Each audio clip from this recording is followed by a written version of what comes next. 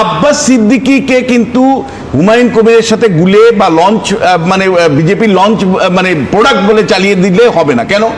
আব্বাস সিদ্দিকীরা পরিষ্কার, নৌসাদ আব্বাসরা পরিষ্কার, তারা কিন্তু মুসলিম রাজনীতির জায়গা থেকে করেনি। তাদের কাছে মুসলিম শিডিউল কাস্ট, শিডিউল টাইপ, ওদের ক্যান্ডিডেটের 50% ছিল শিডিউল কাস্ট, শিডিউল টাইপ, এবং ওরা কিন্তু কখনোই বলেনি যে এই দলটা মানে মানে আইএসএফ যেটা ওরা রেখেছিল সেখানে কিন্তু সেকুলার ফ্রন্ট শব্দটা আছে, ইন্ডিয়ান সেকুলার ফ্রন্ট, ধর্মনিরপেক্ষতা। বিজেপিও নিজেকে বলে ধর্মনিরপেক্ষতা, এখানে কিন্তু তা নয়।